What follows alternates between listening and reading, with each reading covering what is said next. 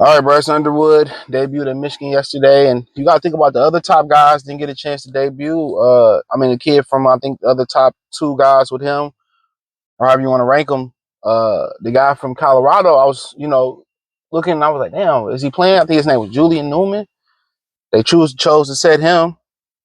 And then Ohio State kid, they chose to set him. So Bryce Underwood is the only top guy that's starting. You know what I'm saying right now, and it's difficult. You know, he put on a whole bunch of muscle at Michigan. Big kid. I've seen him at the Pistons games. Big kid. This before he put the muscle on. Seemed to be a nice guy.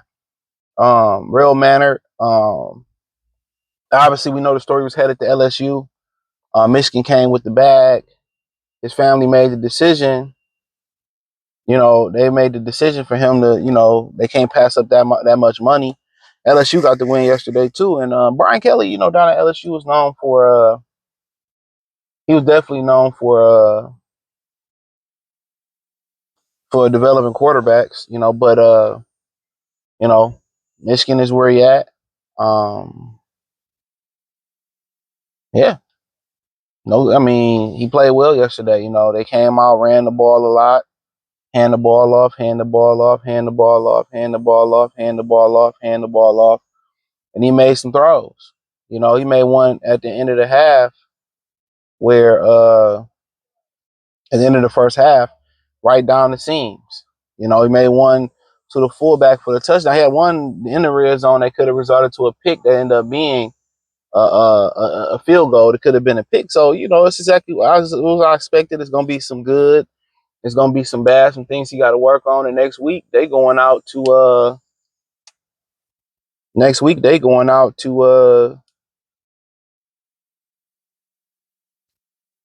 going out to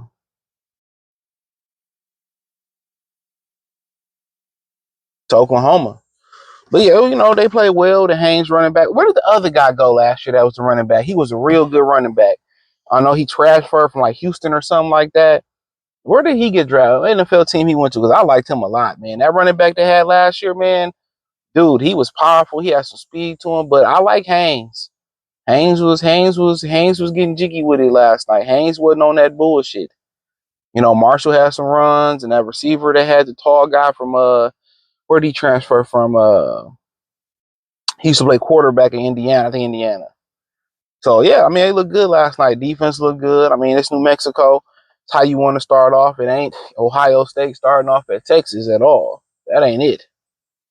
You know what I'm saying? But it's gonna take time, and he gonna get reps, and you get into Big Ten seasons. I mean, I just feel like it was a good situation for him, more so than LSU. And Brian Kelly does a phenomenal job at LSU.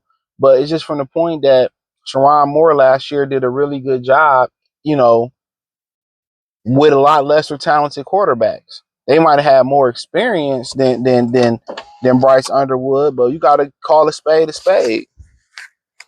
He done a lot. He know how to protect the quarterback. With those guys last year, he did a lot of protecting.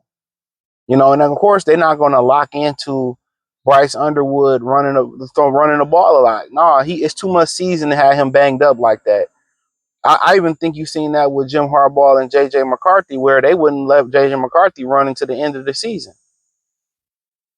They would save the body, and Bryce Underwood had the huge block, which you don't want to see him blocking somebody like that with the shoulder, so with his throwing shoulder. But at the end of the day, that shows nastiness. He a big kid.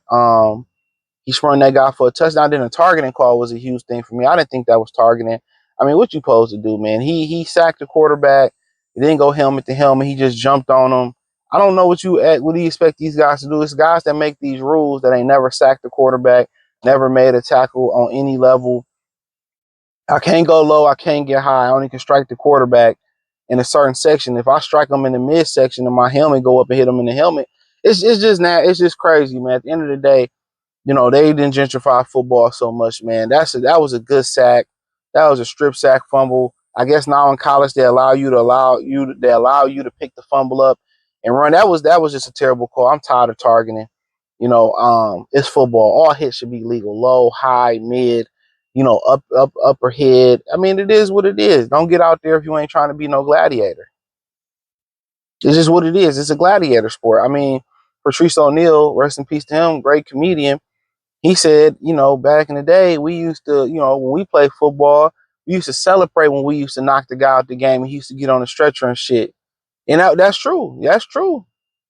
That's true. Like it's a gladiator sport, and it's just like when you snap out of it, you know, you go in the locker room, then you have empathy, you have sympathy, you feel bad. But in the heat of the moment, it's war. And it's kind of like in society how they want you to turn off masculinity like a TV or like a 4x4 on some of these cars.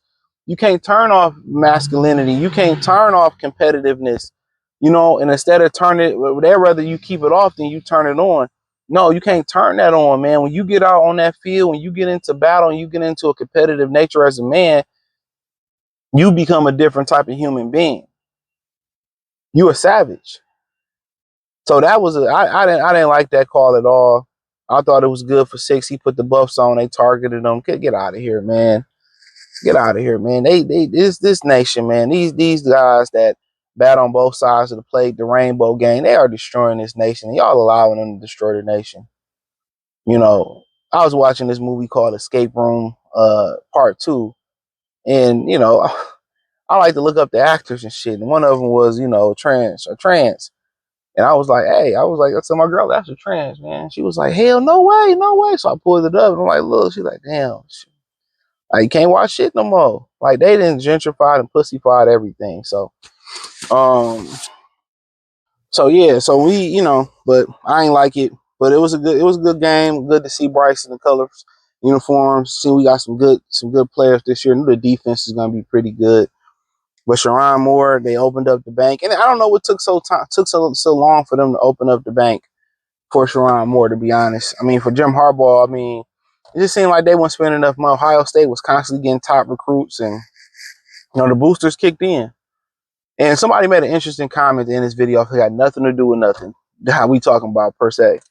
What it do? Kind of with Bryce. He was like, whoever knew the NIL would be the downfall of the SEC. I said, whoo.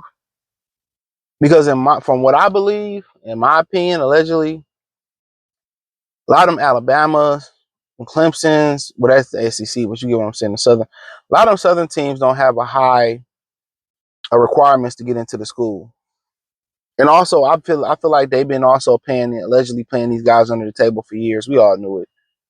We all knew it. Right. Let me know what you girls and guys think. Out the College Sports Talk playlist or Michigan Talk playlist, which is both of them. But hey, thumbs up the video, share the video, subscribe to the channel, follow me on X, Instagram, Spotify, Anchor, Cash App, Venmo, PayPal. Hit the link tree. You can follow me everywhere there. Peace.